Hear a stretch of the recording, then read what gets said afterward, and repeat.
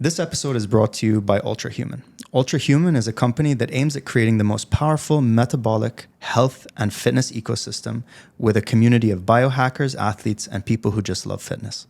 I've personally been using Ultrahuman for 2 weeks now and can say that tracking my blood glucose levels has not only helped me maintain my own fitness goals, but also allowed me to be cognitively way more stable and way more focused. Hello and welcome, everybody. My name is Alexander Debar, and you are tuning in to the No Money But Dreams podcast. Today, our guest is Mr. Bassem Johar. Bassem is the founder and the director of Cali Poke, which he founded in 2016. As of today, Cali Poke has 9 locations across the Emirates. As a fellow comrade in F&B, I've spent timeless hours speaking with Bassem about kind of the things which we have faced while running restaurants, how COVID has affected our business, and how we can strategically scale our business in the most logical way possible. I first met Bassem, sorry for that, I got it. I first met Bassem when he called me up to ask about franchising Cali Poke and which consultant would be the right one to go ahead with. I think from a perspective of working in the UAE and also working in the US, you can offer us and our listeners a unique way of understanding kind of where you came from, how you got here, and also some key takeaways for everybody. I hope you enjoy our discussion with Bassem. So I gave a little small background about you and Cali Poke. Is there anything else you'd like to fill into the gaps, or do you think that we kind of nailed everything? Oh, that was a great intro, man. Thank you. Thank you for having me out here. So at the age of 19, you started a real estate brokerage with around 75 staff. I believe that was in the UAE, correct? That's right. But today you're in the F&B industry. Can you kind of walk us through what happened with and why you went into the real estate business and why you've kind of pivoted into F&B? Yeah, sure. My grandfather was in real estate. He was a real estate developer in Damascus. My father has been in real estate our entire life, as a developer, and investor in real estate. So for me, the segue, coming out of high school in California, to me, it seemed like it was just an easy path, for me to go into something that I had been around my whole life and that I genuinely loved. Real estate to me is something tangible. You can touch it, you can feel it, you can see it right in front of you. It's really there. And my dad used to always say, buy real estate. God's not making any more of it. And so for me, it was just a no-brainer to get into real estate coming out of school, just because honestly, I felt like it was just embedded in my roots. But you mentioned something about I had 75 staff. That was the case a few years into the business. Mm-hmm. When we started the real estate organization here in Dubai, it was just 3 of us, dude. And so. We had to put in like really long hours, and it was just a nonstop grind, to get even to a space where we could have a 4th person, So to get to 75 was a long journey, and so there was a lot of struggle in order to get there. Yeah, I think in any business you have to solve problems, right? And so I think that's really the basis of a business is identifying a problem, and usually I feel that it's a problem that you have. So you have a problem, you try and find a solution, you realize that there is no solution, therefore you kind of set off to kind of build one on your own. Mm-hmm. I think that's actually the basis. I totally agree. Yeah, and so on that same note, if business is about solving problems, then it should be then by default that the greater the problem you solve, the greater the reward you reap. 100%. And so at that time, you mentioned a very valid point. I myself had a problem with real estate. I went to go find a piece of real estate here, something small I could afford, and it was just this challenging of like, who should I trust? The facilities are just different to what I was used to being around in the US. The structure and the style of people here was just like, it was very much foreign to me coming from California. And so, ironically, I ended up working with this dude that was from the West, and also he had Middle Eastern roots. And so he was this Canadian dude. We still speak to this day, but, I guess I found comfort in dealing with somebody who was, similar background to myself. And I think that's something that, most people will want to do when they're transacting. And so in that scenario in our real estate business, then we did some really exciting stuff. We really focused on making sure that our consultants knew that people weren't just buying and selling. You know, it was after services. You know, it was being able to explain to potential buyers, you know, the potential of the country and their investment, you know, the ROI and all these great things, but also, you know, where will their kids be going to school? You know, where is the supermarket going to be closest? You know, that you know, to where they're going to be residing. You know, how just everyday kind of like concierge style approach to things, where it's like we would be answering questions for clients about, you know, where they should be around town. You know, and so I really looked at it like we had like a really tailored approach to how we dealt with our real estate. And that kind of gave you your edge. Yeah, absolutely. So let's just backtrack a little bit. I didn't really go into depth. We know that you come from the US. You grew up in California, I understand. Ethnically, you're fully Syrian or how? My mom and dad are Syrian. Mom and dad are Syrian. I'm Syrian. You're Syrian. Grew up in the US in California. And then so you went there till you were 19? High school? My family's been in California since 1972. Okay. So we've been there for like 50 years. Wow. And so all my brothers and sisters were born in Orange County, California. We've been there for our entire lives. We're still there today. But then, you know, we've just gone out and, you know, gone into different parts of the world. And 100%. But you spend a lot of time in California. I'm there like 3 times a year. Yeah. Okay, fantastic. Right. So you came to the UAE. You started a property company. You built it up to 75 people. There were a lot of hardships in the beginning, but that at one point, I guess you kind of found product market fit and you grew this business to around almost 100 employees. Then what happened? Yeah, the market turned on its belly. So in 2008, there was what they referred to as the Great Recession. And so, you know. I graduated high school. Yes, I graduated. Was it university or high school? No, I graduated high school just at then. And I remember that I wanted to become a lawyer. And I just had to defer all my university like applications because they were just not taking any more lawyers into university because nobody knew what was going on. So I think it was a hard time for everybody. Yeah, I mean, the shit hit the fan, you know? Yeah, so, for lack of a better phrase. The shit hit the fan. And, you know, the market shifted. And we were really exposed at that time, you know, because we had, I think we had 5 or 7 locations around town at that time. And we had upwards of 75 staff. Like I said, we had this fleet of luxury vehicles. You know, part of our concierge service was like having this like A to Z approach of how we dealt with clientele. And white glove, high touch. Yeah, exactly. Like, and that we'd pick you up from an airport, you know, with one of our luxury cars. We'd ship you around town so you can kind of get an understanding of the city. Depending on the kind of investment you'd make, we'd put you in a helicopter. We'd get you above, and we'd be explaining the future of Dubai. You know, so we were really exposed. You know, and then we had we had advertising across bridges, Mall of the Emirates. You know, we had the slogan. It was, "You only live once. Let us show you where." Oh wow, I like that. That's super catchy, man. Yeah. Wow. So, you know, it was just the fact that I think the recession hit so fast and so hard. And you weren't necessarily prepared for it. No, we were just not expecting that. You know, I was just not expecting that. It was the last thing. I thought would happen in that time, in that era. But And how has that defined how you look at risk now in different businesses? You know, because when you're young, you take a lot of risks, and so you should do. But as you start to get older, even people who are in jobs, they're less and less likely to start their own business, for example. But entrepreneurs are less and less likely to take a risk, especially when you've eaten, sorry for my language, shit a couple times from macro factors which you had no control over. How has that kind of shaped how you look at risk now in the F&B business? So first of all, you live and you learn, man. You know, I now know that, you know, I have to keep a pad in my account, you know, to make sure that if things don't go exactly as I plan, you know, I have a backup plan, you know, to be able to protect our company and protect our staff. You know, that's one. The other thing is, I mean, I know businessmen today that are well established to tell you, like, they won't do business with people who have never, ever seen any kind of failure, you know? 100%. So it's part of something that, you know, you take that hit on the chin, you live and you learn, and you should become stronger, you know? And then part of the reason, I think, the logic behind not doing business with people who have never faced any struggle before is you don't know what they'll do when there is a struggle. You don't know what their knee-jerk reaction will be, you know? And so I know today, I feel like, you know, that's kind of something that I've been able to live and learn with, you know, or live and learn from, you know, and I think it's just part of the process and the evolution. It is. And you can tell the difference. Like I speak to young founders, for example, who reach out to me on social media who have an idea or they're building a company.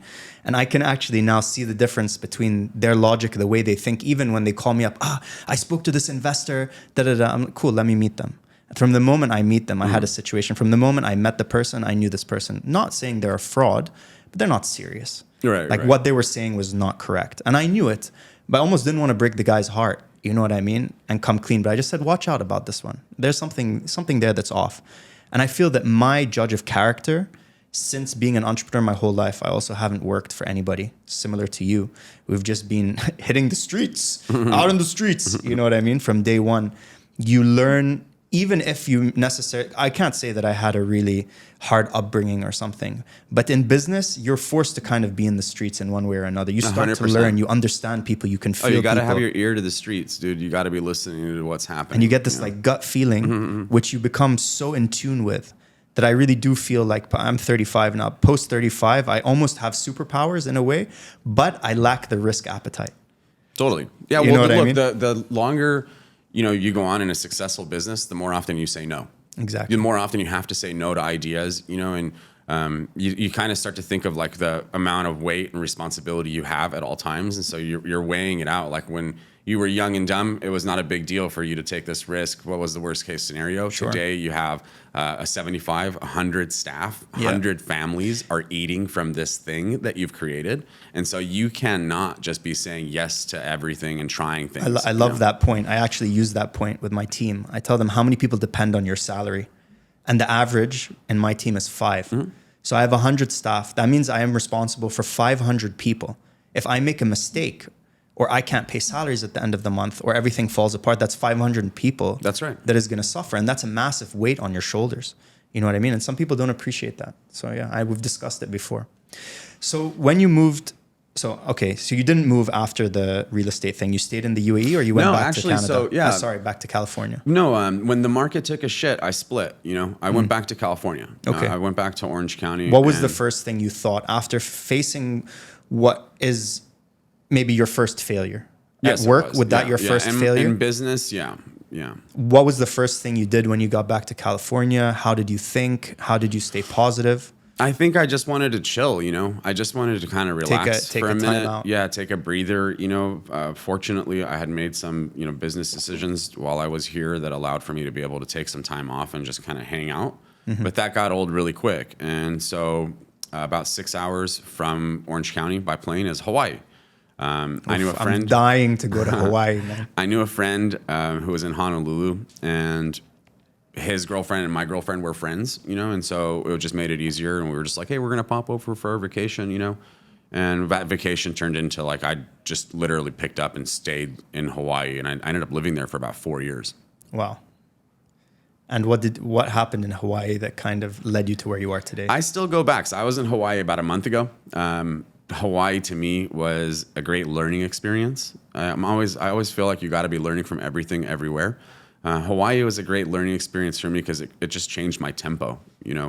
I went from being like in a very fast-paced city like Dubai, high rises and action all day, nonstop, to really just going back to my roots and skating, surfing, going out and just bicycling around town, and just living in the town, in the little village, and I was in a place called Hawaii Kai. And so while it's in Honolulu, it's a little bit outside on the outskirt, it's really just very, very slow pace, very chill, and everybody's just so relaxed that you cannot be like that one person who's just like the New York mindset. Like, where are we going? Rat race. Let's go. Yeah, no, you've got to adapt. And that adaptation for me was, again, part of my growing and learning. And really, I'm very grateful for that. Yeah, when I look at Hawaii, I haven't been there, but when I look at it, I kind of feel like it's detached from the US in a way. And I feel that people there are kind of spiritual to the sea and nature. Like, you'll hear this. And I feel that you, like when you're there, like what you're explaining was that you kind of like became at one with nature. Totally. Like surfing, using the waves. Totally. Bicycling in the free air and all of that kind of stuff. Well, you'll hear people always saying aloha, Yes, and exactly. And aloha, for me, as I started to really dive into the culture, I understood that aloha just meant love. you know? Really? Yeah, in every essence. And so Yeah, I can when feel- they're like you saying, feel you know, that. show aloha, you know, they're meaning like show love for the land, you know, show love for the local culture, you know, show love for the environment, you know. And so it's just, you know, it's just this really beautiful thing. I think it's, again, it's something that is unique to that part of the world. And I would recommend it for anybody who wanted to just kind of like really dig deep and get back to their roots. And how do you feel that that 4-year period kind of affected you as an entrepreneur? And what was the next step after that for? Because I hear they have something good in Hawaii. Is it start with a P called Poke? Yeah, so I learned about poke there, and poke is a very, very just basic concept there. It's 1,000-year-old cuisine, and it really had to do with the fact that like somebody's uncle was always like out catching a tuna, you know, at that time, you know. And this is old school days, and so what they would do is, because they didn't have refrigeration, they lacked refrigeration. What they would do is they would take volcanic salt. Mm-hmm. And they would rub it on the fish itself to preserve it, to cure it, you know, and so that allowed it to last a little longer for them. And that same then that same scenario became, you know, you end up with this like really charcoal flavored, you know, really because the volcanic flavor kind of seeps into the fish. Exactly, and so you end up with this really beautiful tasting product, and so. I just loved it. You know, I loved every part of it. We did it really simple there. You know, we had this like little rice cooker. We would cook rice in the morning. And before we would head to the beach, you know, we would take this thing, already cooked rice, and then we'd pop into Foodland, which is like the local little supermarkets, you know, and grab just these little Tupperwares of fish, you know, some ice, a little tube of wasabi, some nori papers, you know, and we would just be, you know, slamming some poke on the beach, you know, like hand rolls and stuff like that. Making our own. Yeah, it was just really fire. It was really bomb stuff. Interesting. So from that situation, what led you to think about, okay, let me try and open something in Dubai? I mean, too much of anything gets, it's just redundant, you know. I mean, I still go back today because I like to take a break and go back to like that moment where I'm just not doing anything. But if I'm not doing anything for too long, you know, then I go a little stir crazy. And I think there's this concept called island fever where I was just like, dude, I gotta go back to reality at some point, you know. And I moved back to Orange County, California, and I noticed that this thing that I loved, you know, that I had learned about while I was in Hawaii, it just didn't exist. There we go, a problem. Yeah, there were no poke places, you know, and this is like 2015, 2016. There were no poke places, you know, in Orange County, you know. So I wasn't sure if it was going to work, you know. I wasn't sure if people were going to love it. I wasn't sure if people were going to understand what we were doing. Like we were kind of doing this like deconstructed sushi to them is like how I would explain it. Yeah, exactly. And spot on. And I wasn't sure. Bro, deconstructed sushi. I don't understand. Like, why don't you just wrap it? Well, you got to put it in words, you know, that like, you know, people layman's terms. Yeah. And so I wasn't sure if it was going to work. And so in the West Coast, you know, we have a strong influence from Mexico, you know, the Spanish influence. For sure. And they have this thing called ceviche, you know, and ceviche is fish that's cured in lime, you know, or lemon. For the same reasons that they used to do it. Preservation, you know. So I thought, you know, what we can do is we can create a bar, you know, where we can have kind of like a raw bar, you know, but we can have poke and we can have ceviche in one shop, you know, and we can make it a QSR, you know, like a quick serve restaurant where people can pop in, get the goods, you know, and get out. And it doesn't on their way to the beach, on their way to the beach, you know, and it doesn't have like all the fancy stuff, like no chandeliers, you know, no waitresses. It's just like straight up the goods. You grab the goods, you know, you take your chick, you go to the beach, you know. And so that's how it was born, man. That's how I kind of got into that F&B So your space. first location was in California? It was in Santa Ana. Santa Ana. In the hood. And how did you find that location? Was it easy? Was it difficult? Just high. It was a high traffic area. You know, it was off of 17th Street, just really busy street. It's like an artery street in Orange County and in Santa Ana, Tustin area. And I already kind of have background in real estate, you know, so it wasn't very complex to be digging into like, you know. But you didn't have any background in F&B. My father's had fine dining restaurants. Okay. So you grew up around F&B. I grew up around. But fine dining is way different to QSR. I grew up around like starlights in the ceiling, you know, black pianos, really white glove service, and like a steakhouse, fine dining, on the lake in Anaheim in California. And that was my dad's place, All right. So I grew up around, and even in Santa Ana before, my dad had another restaurant, we had Sam the chef, and so I was always around this, So just similar to how you were around real estate, you're kind of also around F&B. So was that kind of like it's a logical? Monkey see, monkey do. Right. Okay. It's like And that. you see that often. You It's see that a monkey lot. see, monkey do. I mean, I didn't really have like much of a ceiling. And so I was always looking around and like, I'm really fortunate and grateful to be surrounded by entrepreneurs. And so it was a no-brainer for me. Like I could create something, I never thought like I could, I never thought like I couldn't, it was because, like I said, monkey see, monkey do. I'm looking at everyone around me and they're creating things. And so I was thinking, in my head, like, why can't I be a creator? And I think that's a really important point. When you grow up around, parents who are entrepreneurs on their own, this idea of you creating value out of nothing isn't something that you find strange or weird. Like I was never, forced to take a job or like you're going to have a career path or anything like that. Kind of any idea that I would have was welcomed by them. And I think that that's essential in you being able to breed those entrepreneurial mindset and the entrepreneurial juices when you're younger. So that's really There's nothing wrong with taking a job. No, there's nothing wrong with it. There is no Abe in working, For sure. And my dad used to always tell me this, God bless his soul. I learned everything I know from my dad, a real G, a real gentleman, I always tell like my nephews, if you're going to take a job, go into a job trying to grow within that place to the point where you have your own thing, Yeah. Like you go in there, you go into a job, you respect the ownership, you learn as much as you can from them, and you treat them with the kind of respect that you explain to them that your end goal is to end up with your own scenario, And while you're there, you respect that place, you learn as much as you can from that place, and you go out and you do your own thing. For me, it's about creating, it's about just building. Would you ever go and take a job? Absolutely. Now? Absolutely, dude. Absolutely. If I'm going into an industry, this is the thing, dude. If I'm going into an industry that I know nothing about, right? You need to go in there, man, and you need to get on the ground and learn from that place.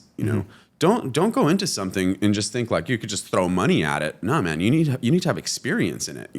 If you don't have experience in what you're going into, then that business doesn't belong to you, man. That business belongs to the guys that you employ that do have the experience. 100%. Yeah, couldn't agree more.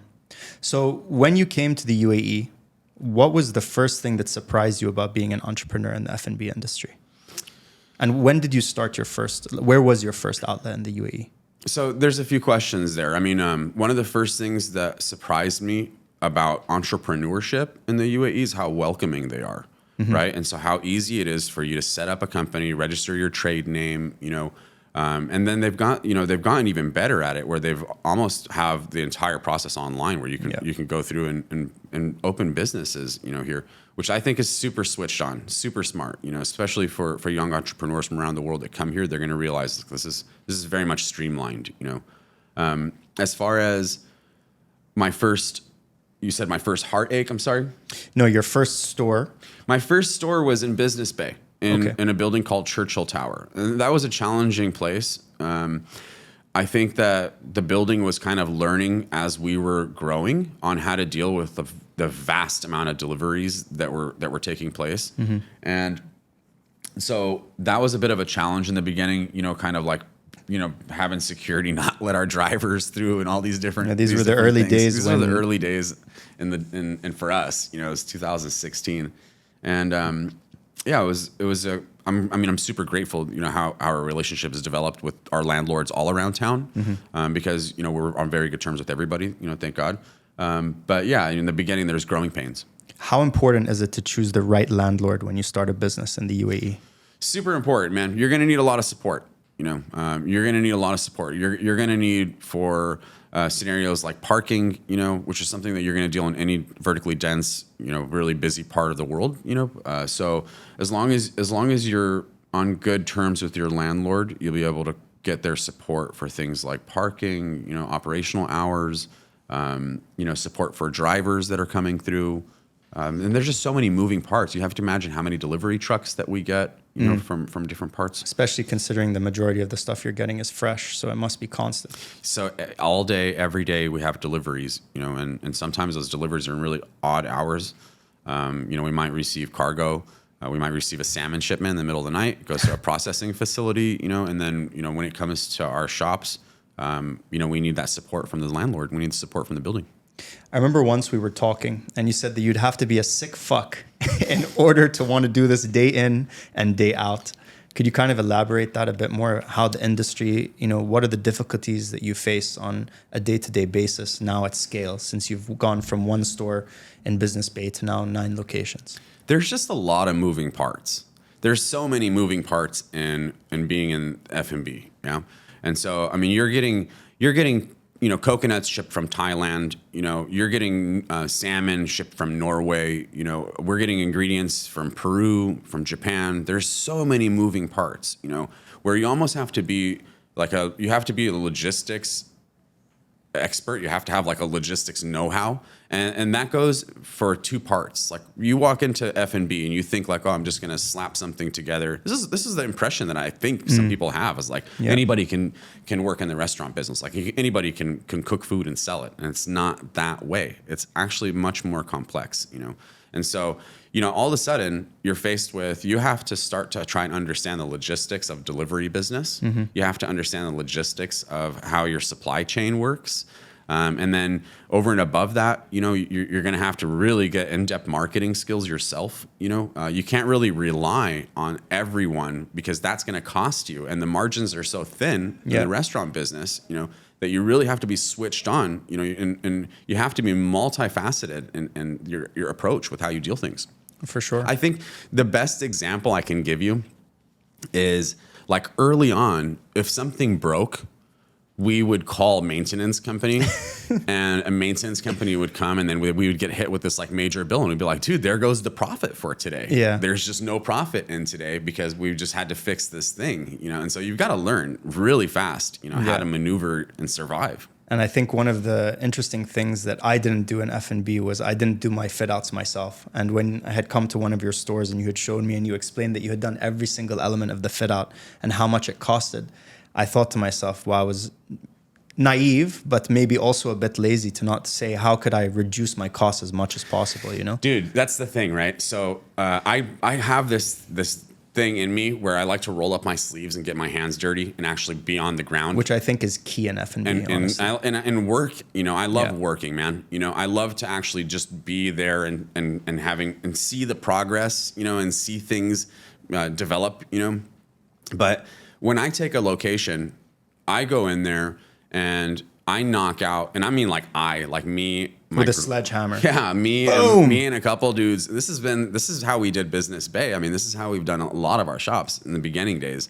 Was we would go in there and we would knock out some of the stuff that was, you know, impeding in what our plan would be, and then we would take a roll of duct tape, and I would duct tape to the ground, you know, where we expected our line to be, where we expected our plumbing to be. I would duct tape it, and then I would walk around and try and understand the flow of things. And then once I felt like the flow was right and we measured and everybody was going to have enough space for front of the house and back of the house and the customer areas, I would then call somebody who was AutoCAD proficient, and they would come in and make these plans for us. I would then bring a crew, right? And we would get the necessary permits. We'd submit to municipality. You know, we would work with all the local authorities for permission and approvals. But then when it came time to like start building, like if we needed concrete, I was gonna go get the concrete. You know, like if we needed paint, like I'm at Jotan picking out paint samples, you know, and I'm like, okay, dude, you know, send, you know, 5 liters of this stuff, you know, and you know, I'm in contact with like, you know, you got to have at least one really good dude in construction with you. Do you have somebody on the team? That is just like such a gem, construction ninja, such a gem, you know. Actually, I'll mention it by name because I'm so proud of this guy. His name is Kafayat, you know. Shout out to Kafayat. Shout out to Coffee, you know, for helping us all throughout this way. We wouldn't be here without you, man. And Coffee is just a soldier, dude. You know, I mean, to the point where like I have to send him home to sleep sometimes because he's just nonstop, you know. But Those are really gems. coffee's in there, and he's measuring, how much tile we need. He's calling me and he's telling me we need 145 meters of tile, plus minus, let's add a 10% pad in case something breaks, in case, whatever. I show up, I'm in Dragon Mart, I'm negotiating with the guy. I'm like, yo, what's the cash price? What's the card price? No, we don't need transport. We have our own truck outside like this, Yeah. And then we get past the flooring. We move on to paint. We get past the paint. So step by step, we're bringing different kind of like crews in that are proficient in what they do. Mm-hmm. The difference is, and the reason I'm explaining this is because if you're going to go out and you're going to find these like really fancy contractors, and I'm not talking about Dubai or the UAE, I'm saying anywhere in the world. In general, if you're going to go out and you're going to try and Google the best contractors and you're going to hire the best guys, you're going to end up with a beautiful product. That product's going to cost you. Yeah. There's nothing for free in this world, dude. So I mean, you're going to pay the price, and you're going to have to imagine that you're paying the electrical bills for that guy. You're paying the transport. You're paying. So that guy has his own operational fees. Exactly. He has his own Fixed office. and variable he has for his your own project. staff. And so you're going to carry those costs.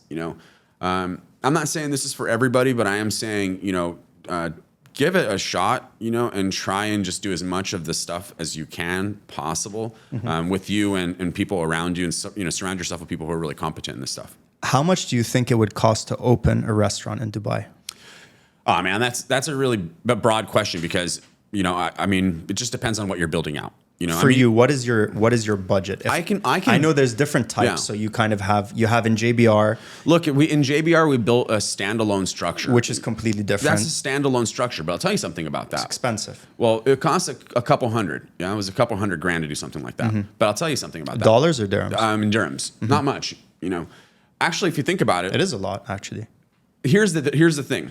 So Here's the catch. We spent a couple $100,000 on that spot. Okay, the difference between that spot and a brick and mortar, which is your traditional location, is if JBR for whatever reason in that location, say hypothetically, it's not really panning out for us. Pick up and I move. can just I can bring a crane and lift that location up and Put it take it somewhere to else. another spot somewhere in Flexibility. town.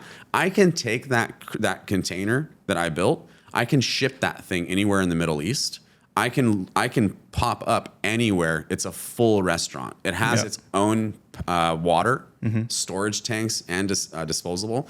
It has its own electrical. So you just plug into any grid, and So you're ready Elon to Musk, go. watch out, Cali Poke is coming to Mars, man. No, and it's already got all the line chillers and all the equipment necessary. So essentially, it's a standalone business. It's ready to go. You could just lay this turnkey thing. unit, It's turnkey basically. unit. Anywhere you can put this thing down. The difference between that and Business Bay is in Business Bay, for example, you go in, you build out Business Bay, you do this, really beautiful job, all this stuff. For whatever reason, it doesn't work. Let's just say hypothetically, you just did a lot of tenant improvements for that landlord, especially if it was shell and core. If it was just brick when you came in and then you built it all out, you made this heavy capital investment, you cannot take any of those things with you. Yeah. You're going to leave all of those things behind, when you move on to the next location. If you have if you have the opportunity to get to a second location after that. When you choose your locations, you actually say that you don't like to take them core and I do not take anything that's shell and core. shell and core. You live and you And learn. why is that? You live and you learn. And how did you learn? When did you learn that? Yeah, so actually, this is a point that I'm happy to talk about. I picked up a location in Al Barari. Okay, Al Barari is out a little bit further. I don't like to say desert, man, but it's it's a bit more inland. It's a bit further away from the ocean. You know? And so in that area, there was this like really prominent community. Really really fancy villas. Just this really popping part of town. I loved it. So I found a location out there. It was shell and core. It means that it was just brick when I walked in. Did it have ACs? No. Didn't So have no AC. ACs. It didn't have Electricity had to FCU be unit, updated. yeah. Or Nothing. Nothing. It didn't have a DB. So you had a blank slate, basically. Yeah. So I mean, it was the cabling was all run to it, but then you had to figure out from there. You had to make your own DB, and you had to have your FCU, the actual AC units. You had to pipe everything. And, Oh wow. Okay. yeah. So it's a lot of work. It's very capital intensive. And then as you're building these things, it just constantly, the tab just keeps getting bigger and bigger and bigger. It's because things keep popping up, and it's a constant thing in brick and mortar. Yeah, it never ends, right? In shell and core, yeah, in brick and mortar and shell and core. Never ends. And then, like I said earlier, if for whatever reason it didn't work, where it's, for example, for us, it didn't work in that location, we just didn't get the amount of footfall that we needed. You were expecting, yeah. Yeah, that we were expecting. And, we had to leave that location. And so when we did that, we left everything behind, man. We had fully fitted out this place. We had the AC units and all this stuff. And, we just had to get out of there and cut our losses. But that location, actually, just to touch on that, that is where Emirates Airlines housed their staff. And Emirates was one of the greatest supporters of our brand, the Emirates staff. Yeah. And so they loved what we were doing from early on. So we had this collab with Face Card, and early on we were doing stuff with Emirates Airlines. I thought it would be a good idea to go out to where they're at. I shouldn't have gone shell and core, but yeah, you live and you learn. live and you learn. So I understand that you have a 4.9 rating on Deliveroo. It's a dynamic rating, so it changes every 24 hours. Sure, but the other day, right before we had this, it was a 4.9. Yeah, one of the highest in the country. Which is incredible. How do you manage to have such a high rating, and how do you deal with customer criticism on aggregators? This is the thing, man. You have to be consistent, okay? Consistent in every way. If you're delivering in 20 minutes today, don't deliver in 40 minutes tomorrow. If you're selling Norwegian salmon today, don't start selling Scottish salmon tomorrow. And this goes across the board in every essence. People are looking for consistency. People are paying you up front, and they're expecting for that product to be delivered. It's going to be the same quantity, the same quality, every aspect. When you're consistent, people can appreciate it, and they see that. They're like, okay, this is meeting my expectations, it's exceeding my expectations every time. And that's where you have gold. I think the important thing to consider there is that there's different expectations. Like when you're going and eating a steak for $500, there's an expectation. Sure. You're eating something for $50, there's an expectation. If you're eating a shawarma sandwich for 6 dirhams, it's going to blow you away every time how great it is, because your expectations are set of I just invested 6 dirhams into this thing. 100%. And so it exceeds your expectations every time. We are selling it's a product that is priced for the quality that we sell. It's not a cheap product. And so we have to exceed expectation every time. And when it comes to ingredients, I feel that a lot of restaurant owners, especially now as margins become a bit tighter, more and more businesses, delivery, obviously they take a percentage of the revenue, that they either try and play around with the quantity of the ingredients or the quality of the ingredients. Yeah, I don't suggest downfall. Either one of those. Yeah. Here's the thing, dude. So how do you get around it? It just depends on what you're trying to accomplish, man. It really does, because if you've got a mom and pop shop, right? I love mom and pop shops. I go to them all the time. A one-off location. Like a one-off location, And if you go to that mom and pop shop, man, that guy's sole purpose of being there is cutting a profit today. Yeah. Today, okay. And he's completely just all in on making sure that he has that profit every single day so that he can survive and pay. What we're doing is building a brand.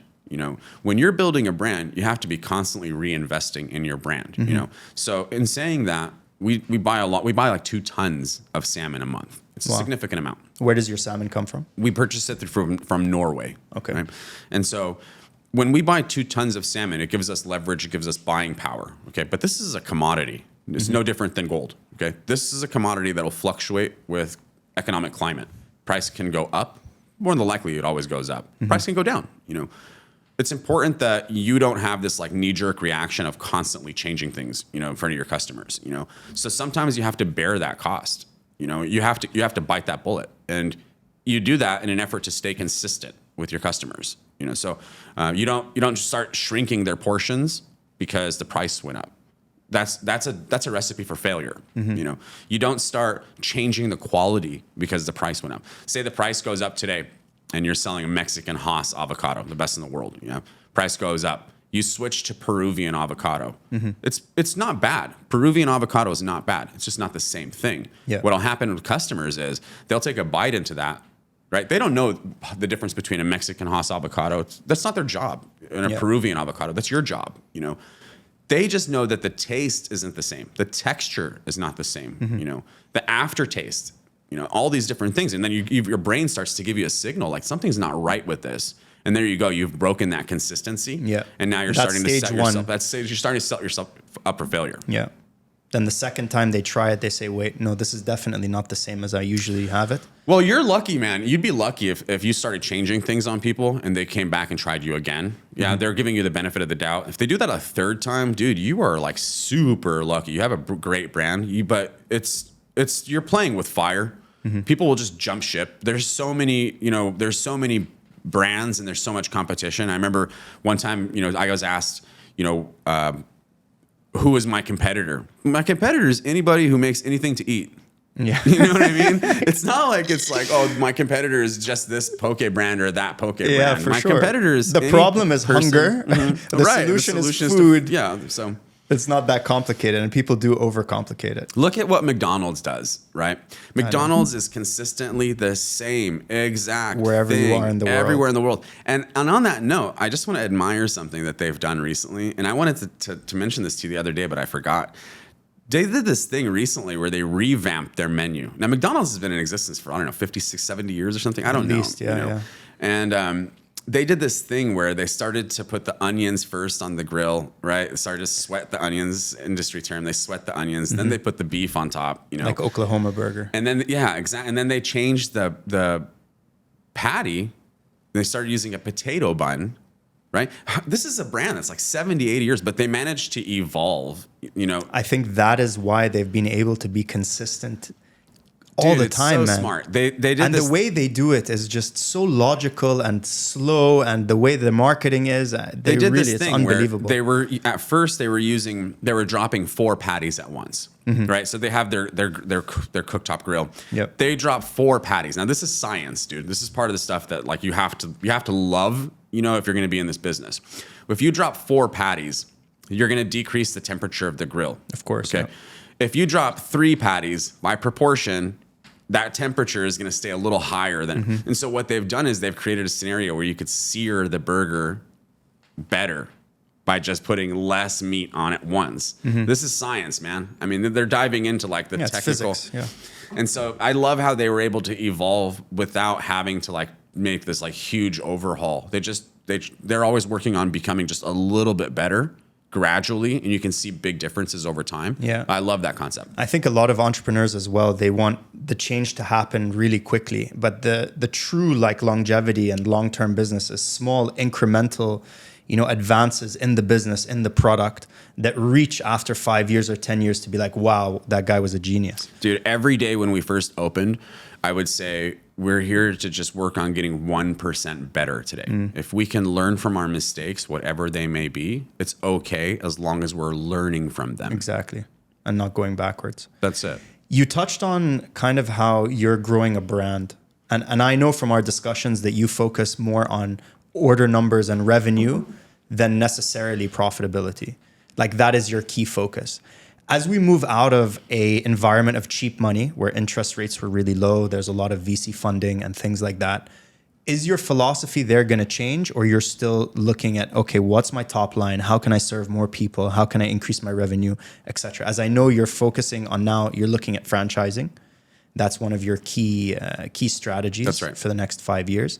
But you as Cali Poke, you as the founder, is that still relevant as it was 2 years ago with the current situation? You can't change. That's you can't change that. Yeah, you don't get halfway through and then you start changing shit, you're starting to play with the consistency of things, You don't do that, yeah? So you want to create a brand, you're going to have to stick to your guns, and you're going to have to continue down that same path. And so that means in our customer service approach, if somebody complains, for whatever reason, the delivery is too late, we have to make sure that we're still responding the same way we would respond day one, which is, fully refund, send out something complimentary, retain customers, I guess what I'm trying to get at is you want to make sure that you're always focusing on keeping everyone happy, With your customers happy, you're retaining customers. You can't afford to lose even one customer, Your staff, you're focusing on staff culture, company culture, because your long vision in this, the way I do this is I think top line value. Top line value, GMV basically, is specific to making sure that the entire ecosystem is just thriving. Yeah.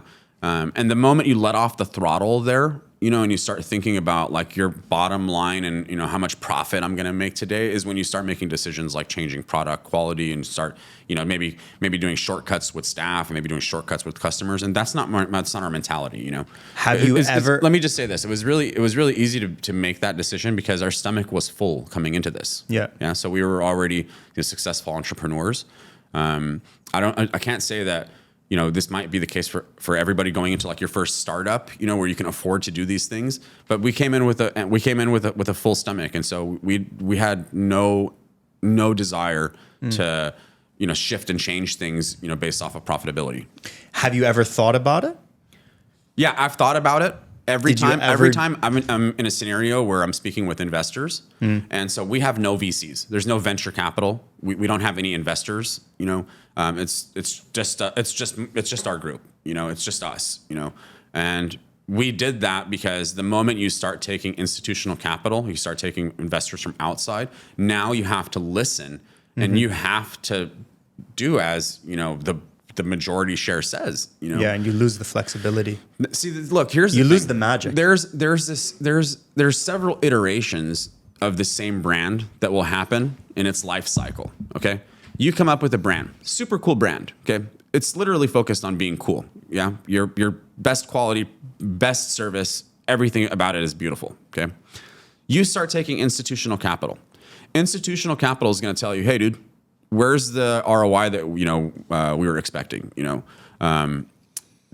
don't care that the product of the price of salmon went up. That's not what we don't care about that. Free cash flow at the end of the month. They want to know where their dividends are. Once you start going into that mindset of like you're super hyper focused on paying out your investor dividends, then you're forced into iteration number 2 of your brand. Iteration number 2 comes because they say, well, you know what? Instead of you hand cutting your salmon inside the restaurant, why don't you send it to a mass production facility? We can cut 7%. Once you do that, you're in iteration 2. You're starting to play with consistency. You're playing with fire. Circle back, yeah. You're now at the mercy of the board of directors that you've surrounded yourself with. Iteration number 3 comes once you get like major VCs in. So then it went from like small investors that you were able to kind of like you were like, hey guys, cool it. We've got this dream and this vision for building a brand. We've got to maintain our quality and consistency. You might have been okay convincing them to cool it because they might have believed in your vision when they started with you. Institutional capital, the big guys, they're going to come in and they're going to say, you shouldn't be hand making sauces. You shouldn't be hand making these, this cutting salmon in the shops. I have a factory. The factory can do it for XYZ. There comes iteration 3. What the public perceives, what they think is the chef changed. People always tell me like, oh, it's brands in Dubai. I actually believe this myself. Brands in Dubai are really good like the first 6 months. Yeah. And then after 6 months, they start to change. It's because after 6 months, they realize the how honeymoon, difficult the business the honeymoon is over, Yeah. and the honeymoon phase is over. And now you've got the people who invested with you are on you and saying, Like, where's my money? Where's the P word? Where's the profit? Where's the Where's the profit? profitability?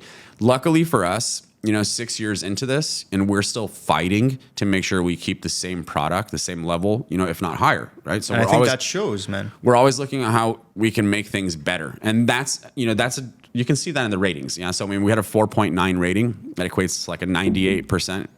Thank God that equates to like a 98% positive rate, and in order to do that, there's no buzz it ulaz it. It's got to be exactly precise. You got to be moving like a surgeon, and you got to just make sure you're 100% on top of it. Tell me about a moment where you felt like you were almost going to give up in your entrepreneurial journey. I don't have that embedded in me, dude. Fighter that's not. till the Yeah, end, that's huh? not me, man. I might have like moments. Sure, we all have moments, but But was there a I specific wake time? up in the morning, man, and I'm just like, I'm ready to go. I'm ready. Fired up. Yeah, I'm fired up, dude. I'm ready to hit the town. And I'm ready to. And I feel best when I'm working. So days off are my hardest thing, man. That's when I really have to sit and stew in my thoughts, and that's you probably don't want to be there, man. that's probably the most difficult.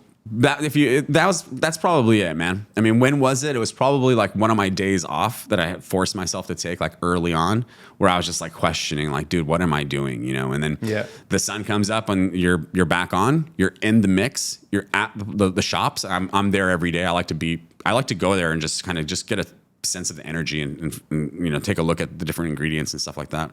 But once I'm in that zone, I'm ready to go. I'm fired up again.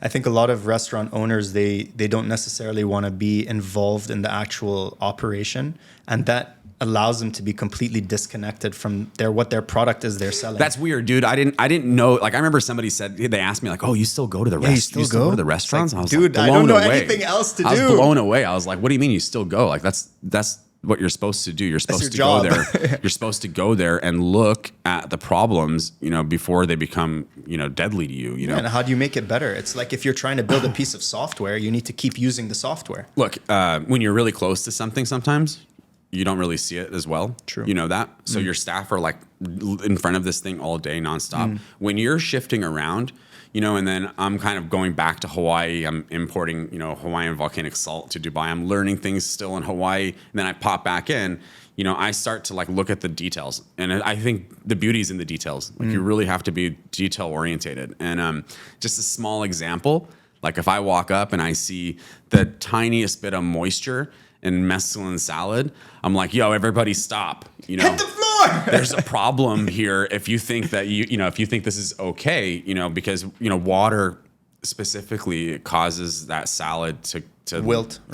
Yeah, and you have to be kind of like a really OCD attention True. detail. And the truth is, like, if I'm spending X amount of money to have a salad with whatever, I don't want a wilted salad. No. It needs to be a perfect salad. Otherwise, we're foodies, yeah.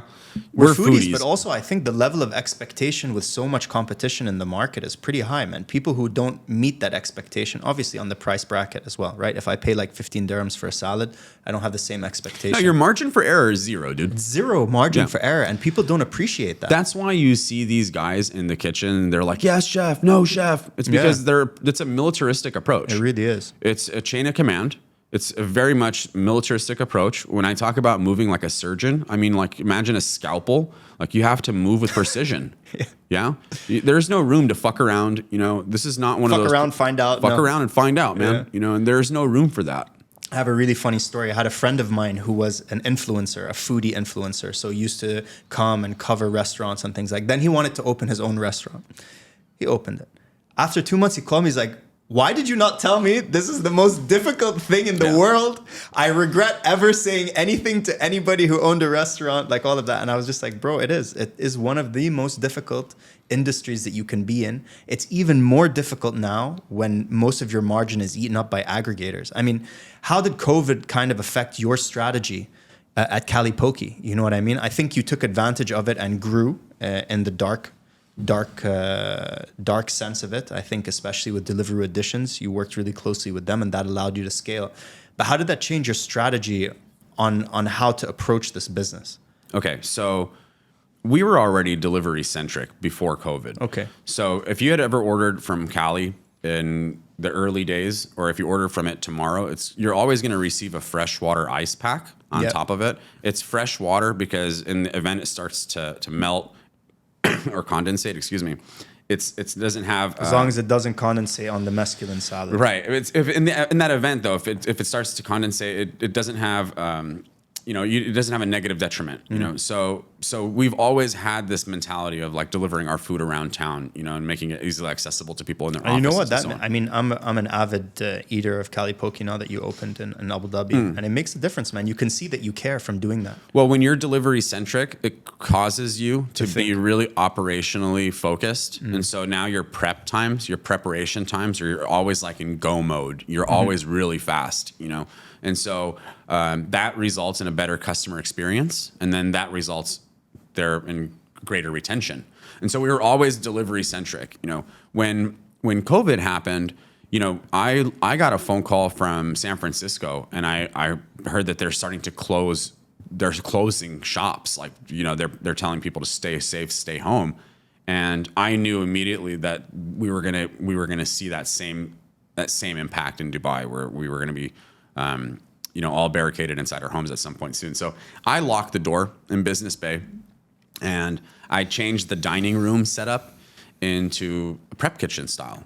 And so I shifted all the tables and I got rid of all the furniture that I didn't need, and I made it so we utilized 100% of the space rather than having a front of the house and back of the house. Everything was just this massive kitchen, And then immediately I started to develop brands from within. right? And so that is a result of COVID. During that era, we opened Cali Acai. We opened California Seafood House. California Seafood House is the same elements as Cali Poke. It's just that they're cooked. Yes. You know, so they're hot bowls. You know, we opened Ceviche del Patron. So again, same ingredients, but we're using lime and citrus to cure the fish, and so then we have ceviche. And then Cali Greens. Cali Greens was a salad concept, hyper focused on just only salads at a lower price point. Like you didn't have to buy tuna and salmon, so you can get a 35 dirham. You can get a 30 dirham salad from us. The reason we did that is because of two reasons, really. One is we had the space. We had the space now to be able to launch several concepts because we closed the dining room. The other reason was we saw that by default, delivery was starting to scale because everybody was just stay home, stay safe. Yeah. So we were all relying on deliveries. What we did was we created a scenario where we own more real estate online. What I mean by that is if you're on Deliveroo and you're scanning through and you pass by Cali Poke once, I've lost you, right? But if you keep scanning and then you see Ceviche del Patron, CDP, or you see Cali Greens or whatever the case is, we've got five brands. Maybe I have a better chance, of better hit rate, better captive audience, for our brands. And so, I think COVID accelerated delivery. So it worked into your favor. It worked into our favor. Instead of hiding under a table, I decided to press on the gas. And I thought, we should build up more brands, more real estate online. And then we started going around and we started opening kitchens around town, so that we could be able to have like a better catchment, delivering to more parts of the country. How would you measure success in your life and business beyond profits and revenue, and kind of what impact do you want to have on the industry? I think measuring success, every person is going to have a different way of measuring. For me, measuring success is whether I'm happy or not. I think that's a huge thing for me, from personally, because I like to create things, I like to be creative. If I'm just like super hyper focused on just a profit, and I'm not able to do the creative things, I don't know if I'll be as happy as I am. I love that I have the freedom to be able to create cool things, and learn from different parts of the world and then bring them to places like Dubai. I love that. If I didn't have that, I don't know if I would be as happy. So I think just to simplify it for you, I think of success as like whether you're genuinely happy or not. Because if you have monetary success, then you might not necessarily just have that same level of happiness. It doesn't go hand in hand. They don't work exactly together. Yeah, they're non-linear. And if you have just only monetary success, but you don't have that happiness, then I don't really genuinely believe that you're successful. 100%. Couldn't agree more. I wanted to wrap this up. It's been an amazing conversation. I really enjoyed it. We've passed over an hour. Oh, sick. I didn't realize that we've been here. Yeah, it just went really quickly. But I want to ask you one last question, which is my closing question, is what's the luckiest thing that ever happened to you? The luckiest thing? I don't really believe in luck. Okay, elaborate. I believe in preparation, meeting opportunity. Yeah. My mother used to say that to me all the time. And so if you're prepared to take advantage of an opportunity, then you have success. And then people say, oh, you're lucky. But no, you weren't lucky, man. You were preparing and the opportunity was present. The timing was right. You took advantage of the opportunity.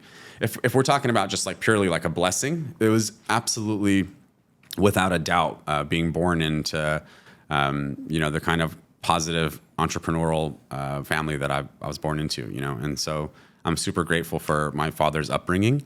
I love how he was able to go around to his different businesses, and I just loved as a kid seeing how people would light up and want to come shake his hand at the front door. And I realized that at a very young age, you didn't need to be a dictator to run a business, that you could be cool, and you can take care of people, and in exchange, they would take care of your business. So I would say growing up in the University of Muhammad Zahir Johar. God bless his soul.